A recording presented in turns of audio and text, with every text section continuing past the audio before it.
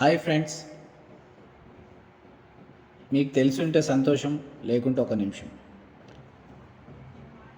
మన చేతిలో మెరిసే చిన్న రాయి మనసులో మాత్రం అది ప్రేమకు చిహ్నం, సంపదకు గుర్తు, జీవితాంతం నిలిచే విలువ అని నమ్మకం. కానీ ఒక ప్రశ్న అడిగితే, ఆ వజ్రం నిజంగా అంత విలువైనదేనా, లేక మనం నమ్మేలా చేయబడిందా? నిజానికి వజ్రాలు అంత అరుదైనవి కాదు. ప్రపంచంలో భారీగా నిల్వలు ఉన్నాయి, కానీ మార్కెట్లో మాత్రం అవి చాలా అరుదు అన్న భావన ఎలా వచ్చింది?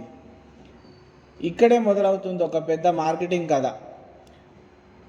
ఒక కంపెనీ ప్రపంచ వజ్రాల వ్యాపారాన్ని దాదాపుగా తన చేతిలోకి పెట్టుకుంది. సరఫరాను నియంత్రించింది, మార్కెట్లో కొరత ఉన్నట్టు చూపించింది. ఫలితం, ధరలు ఆకాశాన్ని తాకాయి. ప్రజలు వజ్రాన్ని విలాసం కాదు, అవసరం అనుకునే స్థాయికి చేరుకున్నారు. 1947లో ఒక ప్రకటన వచ్చింది, ఏ డైమండ్ ఈజ్ ఫర్ ఎవర్. ఇది కేవలం అడ్వర్టైజ్మెంట్ కాదు, మనసులపై వేసిన ముద్ర. ప్రేమ అంటే వజ్రం, నిశ్చితార్థం అంటే వజ్రపు ఉంగరం. ఇలా ఒక భావనను ప్రపంచవ్యాప్తంగా నాటేశారు.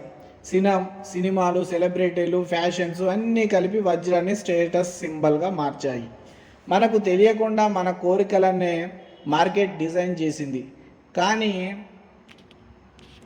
కానీ ఈ మెరుపు వెనుక ఒక చీకటి ఉంది. ఆఫ్రికా దేశాల్లో వజ్రాల కోసం యుద్ధాలు జరిగాయి. వజ్రాలు అమ్మి వచ్చిన డబ్బుతో ఆయుధాలు కొనుగోలు చేశారు. లక్షలాది మంది ప్రాణాలు పోయాయి. చిన్న పిల్లల చేతిలో పుస్తకాలు ఉండాల్సిన వయసులో వారికి గనుల్లో పనిముట్లు ఇచ్చారు. బలవంతపు కూలి, ఆకలి, హింస. కొన్ని ప్రాంతాల్లో ప్రభుత్వ సైనికులే కార్మికులపై దాడులు చేసి గనులను స్వాధీనం చేసుకున్న ఘటనలు కూడా ఉన్నాయి. ఇప్పుడు ఇంకో నిజం, వజ్రం పెట్టుబడి కాదు, బంగారంలా దీనికి స్థిరమైన మార్కెట్ ధర ఉండదు. మీరు కొనుగోలు చేసిన ధరకు తిరిగి అమ్మడం చాలా కష్టం. అందుకే బ్యాంకులు కూడా వజ్రాలపై రుణాలు ఇవ్వడానికి వెనకడతాయి. ఇప్పుడు ప్రపంచం కొత్త దారిలో నడుస్తుంది. ల్యాబుల్లో తయారయ్యే వజ్రాలు వచ్చాయి. రూపం, కాంతి, గుణాలు సహజ వజ్రాల్లాగానే ఉంటాయి, కానీ ధర చాలా తక్కువ. ముఖ్యంగా వాటి వెనక యుద్ధం లేదు, హింస లేదు, బాల కార్మికుల బాధ లేదు. అప్పుడు మనం ఆలోచించాల్సిన సమయం వచ్చింది. ప్రేమను నిరూపించడానికి నిజంగా వజ్రం అవసరమా, లేక మన భావాలే శాశ్వతమా? మెరుపు చూసి నిర్ణయించుకోవాలా, లేక నిజం తెలుసుకొని ఎంపిక చేసుకోవాలా?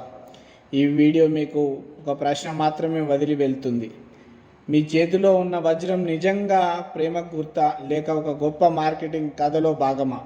మీ అభిప్రాయాన్ని కామెంట్లో తప్పకుండా చెప్పండి. ఇలాంటి నిజాలను తెలుసుకోవాలంటే ఛానల్ని సబ్స్క్రైబ్ చేయడం మర్చిపోవద్దు. Thank you friends.